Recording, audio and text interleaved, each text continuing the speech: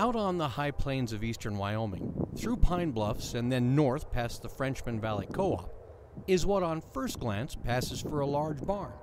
Not unusual in these parts, but it's not a barn sitting in the middle of what used to be an alfalfa field.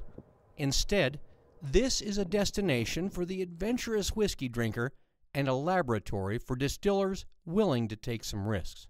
Welcome to Pine Bluffs Distilling, a company that is based on the idea of using locally raised grains to cook up something a little more interesting than just your average whiskey.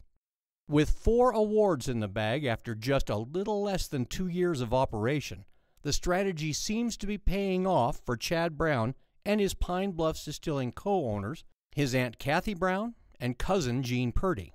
Chad Brown is a California native, former Nevada resident, and an avid home beer brewer who was lured to Wyoming in 2014 by cousin Gene, a farmer in the Pine Bluffs area. The two were intrigued with how different grains could be used to make different spirits. While helping out at Gene's corn and grain farm, Brown and his family drew up plans for 2 businesses, Wyoming Malting and Pine Bluffs Distilling. So we kind of came up with a business plan for Wyoming Malting Company, and after doing some number crunching and looking at the projected numbers, we needed more revenue to make a project like this work. So we were either going to go brewery or distillery. There's a lot of breweries in the country. In 2014, there were not nearly as many distilleries.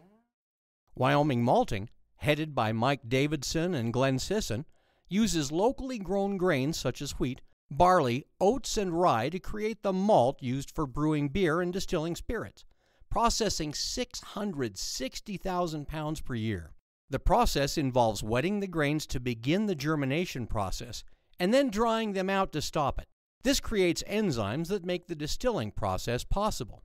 In addition to selling the resulting malt to area breweries, much of Wyoming Malting's product goes to Pine Bluffs Distilling, where distillers John Unruh and Aaron Meyer create the distillery's signature spirits: Rock Ranch Vodka, Lodgepole Creek Bourbon, and Muddy Creek Bourbon, an intriguing blend of whiskey and rye.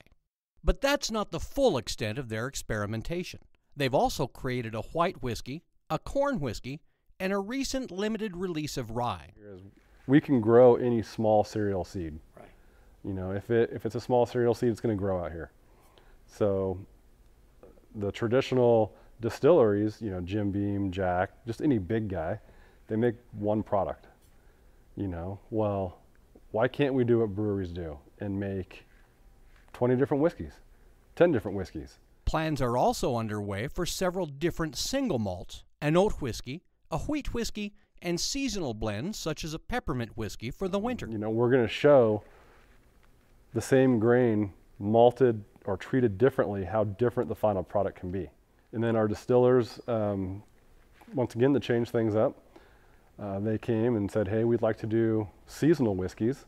So we've got a peppermint whiskey for the winter, a hibiscus honey that we would like to release in the spring. Since opening the distillery and tasting room in November of 2017, Pine Bluffs Distilling has become a community gathering spot, hosting events such as painting nights, board game Saturdays, and yoga. So my wife and I, we're brewery people. We used to hang out at breweries in Las Vegas. We took our kids, in strollers in their car seats to breweries, and we believed that should be allowed. So when we open, we talk with the town hall, make sure our kids allowed. It's your choice. Our choice is yes.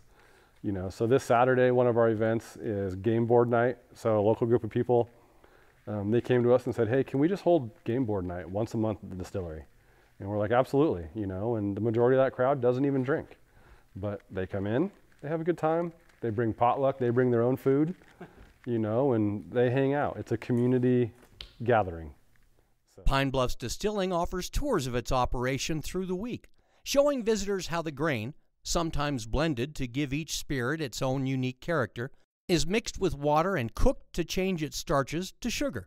By adding yeast, the distillers turn that sugar into carbon dioxide and alcohol.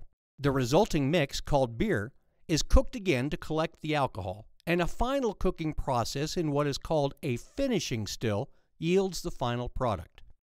So far, Pine Bluffs Distilling has released about 500 gallons of spirits, but has thousands more in barrels being aged for release in several years. Lodgepole Creek and Muddy Creek bourbons recently won prestigious awards from the American Distilling Institute and American Craft Spirits Association. Both spirits, distilled by Chad's sister Erica, were aged for only about 4 months.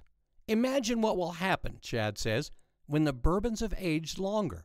The distillery is growing in popularity both as a producer of boutique spirits and as a destination spot for adventurous whiskey fans.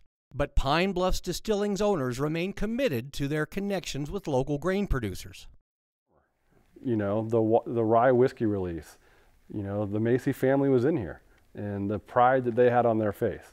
You know, when Gene comes in here and we're drinking Lodgepole made with his corn, you know, it's the pride of these farmers of, you know, my corn's not going to feed a cow, you know, or with the Macy's, they grew rye on purpose because rye is a 4-letter word out here to the wheat farmers, you know, or to Miller farms, like, hey, you know, we can grow barley or whatever.